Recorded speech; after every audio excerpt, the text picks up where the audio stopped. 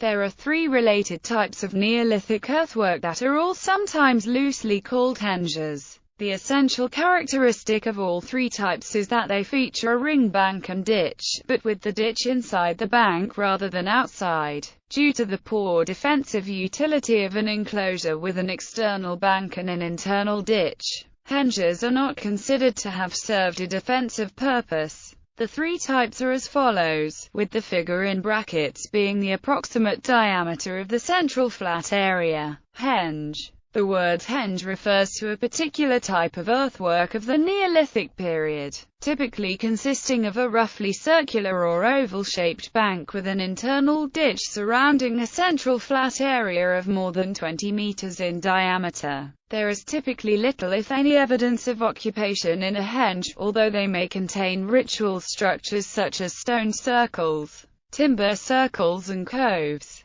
Henge monument is sometimes used as a synonym for henge. Henges sometimes, but by no means always, featured stone or timber circles, and circle henge is sometimes used to describe these structures. The three largest stone circles in Britain are each in a henge. Examples of henges without significant internal monuments are the three henges of Thornborough henges. Although having given its name to the word henge, Stonehenge is an atypical henge in that the ditch is outside the main earthwork bank. Hengiform monument. Like an ordinary henge except the central flat area is between 5 and 20 meters in diameter. They comprise a modest earthwork with a fairly wide outer bank. Mini-henge or Dorchester henge are sometimes used as synonyms for hengiform monument.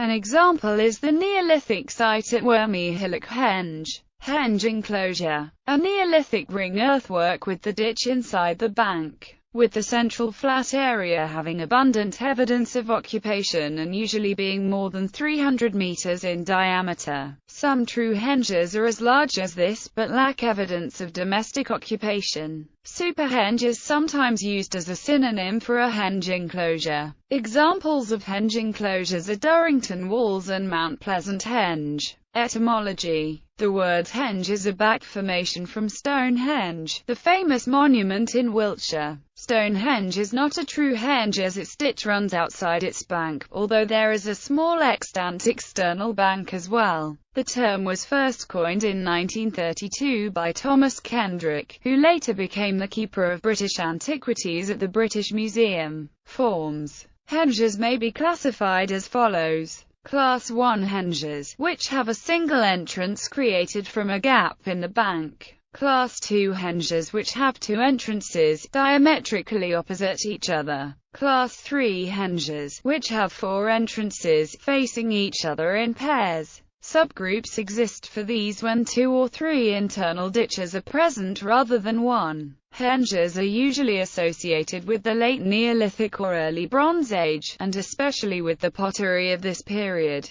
Grooved ware, impressed wares, and beakers. Sites such as Stonehenge also provide evidence of activity from the later Bronze Age Wessex culture. Henges often contain evidence of a variety of internal features, including timber or stone circles, pits, or burials, which may pre- or post-date the henge enclosure. A henge should not be confused with a stone circle within it, as henges and stone circles can exist together or separately. At Arborough in Derbyshire, all the stones except one are laid flat and do not seem to have been erected, as no stone holes have been found. Elsewhere, often only the stone holes remain to indicate a former circle. Some of the best-known henges are at Avebury, about 20 miles north of Stonehenge on Salisbury Plain, in Wiltshire. Knowlton Circles Henge Complex in Dorset.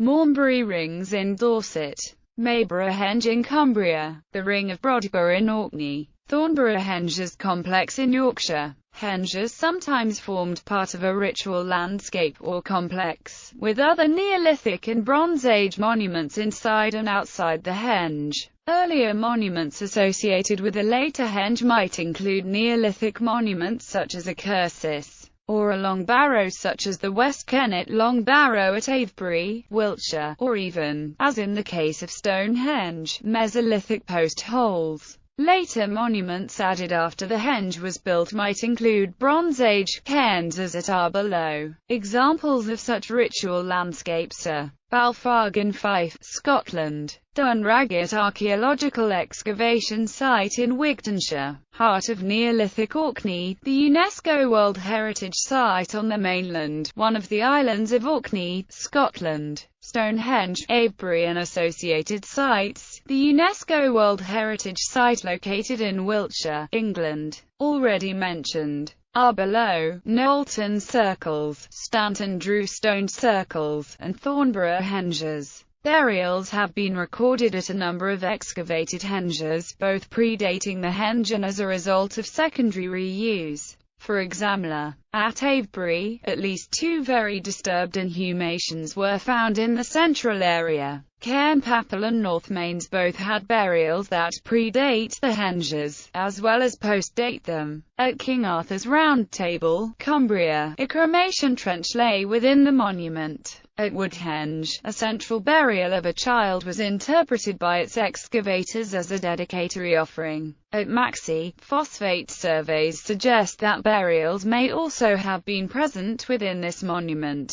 Origin and distribution. Efforts to provide a direct lineage for the henge from earlier enclosures have not been conclusive. Their chronological overlap with older structures makes it difficult to classify them as a coherent tradition. They seem to take the concept of creating a space separate from the outside world one step further than the causewayed enclosure, and they focus attention on an internal point. In some cases, the construction of the bank and ditch was a stage that followed other activity on the site. At Balfag, North Mains and Cairnpapel, for example, earlier cremations and deliberate smashing of pottery predate the enclosure. Concentrations of henges occur over much of Britain. Orkney and Wessex have both been suggested as the original provenance of the monument type. However, others remain unconvinced. Unlike earlier enclosure monuments, henges were not usually built on hilltops but on low-lying ground, often close to watercourses and good agricultural land. Some scholars, such as the editors of the 1982 edition of the Penguin Dictionary of Archaeology, have claimed that henges are unique to the British Isles. They state that similar, much earlier, circles on the continent, such as Gosex Circle, and later ones such as Goilering are not proper henges. But the Penguin Archaeological Guide does not comment on geographical locations for henges. Julian Cope, in the Megalithic European, proposes that the henge was a regional development from the Europe-wide causewayed enclosure. He notes it appeared following a cultural upheaval in around 3000 BC, which inspired the peoples of Neolithic Europe to develop more independently. He notes the rondel enclosures of Bavaria's Isar Valley, which according to investigations by the German archaeologist R. A. Mayer, drew comparisons with the henge monuments and causewayed enclosures of the British Isles, although still with a multiple causewayed ditch and entrances at cardinal points. The roundels are described by John Hodgson as not being positioned with defensive aims in mind. The largest, at Kothing-Geikendorf, appeared to be midway between a henge and a causewayed enclosure. Alistair Whittle also views the development of the henge as a regional variation within a European tradition that included a variety of ditch enclosures. He notes that henges and the grooved ware pottery often found at them are 2 examples of the British Neolithic not found on the continent. Caroline Malone also states that henges did not occur in the rest of Western Europe, but they developed from a broader tradition of enclosure to become a phenomenon of the British Isles, a native tradition with sophisticated architecture and calendrical functions. Interpretation. Henges may have been used for rituals or astronomical observation rather than day-to-day activity. That their ditches are located inside their banks indicates that they were not used for defense, and that the barrier of the earthworks was more likely symbolic than functional. Following arguments presented for Irish Iron Age enclosures, Berkeley suggested that they're defensive, that the ditch and bank face something dangerous inside the enclosure. He has also suggested that the considerable range of things surrounded by the earthworks, and the very long date range, are because henges were designed mainly to enclose pre-existing ceremonial sites that were seen as ritually charged, and therefore dangerous to people. It has been conjectured that whatever took place inside the enclosures was intended to be separate from the outside world and perhaps known only to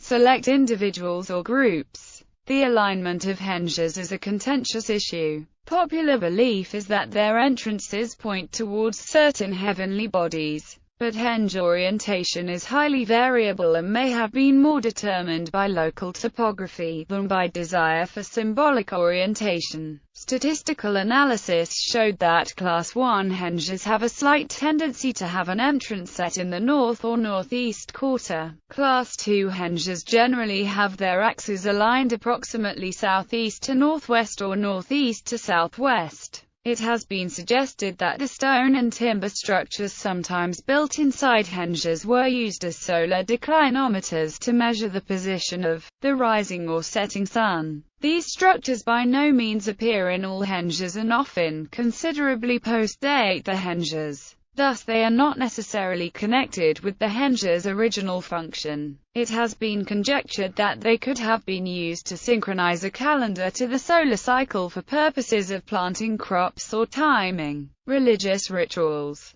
Some henges have poles, stones or entrances that indicate the position of the rising or setting sun during the equinoxes and solstices, while others appear to frame certain constellations. Additionally, many are placed so that nearby hills either mark or do not interfere with such observations. Finally, some henges appear to be placed at particular latitudes. For example, a number are placed at a latitude of 55 degrees north, where the same two markers can indicate the rising and setting sun for both the spring and autumn equinoxes. But as henges are present from the extreme north to the extreme south of Britain, their latitude could not have been of great importance. Formalization is commonly attributed to henges, indications of the builder's concerns in controlling the arrival at, entrance to, and movement within the enclosures. This was achieved through placing flanking stones or avenues at entrances of some henges, or by dividing up the internal space using timber circles.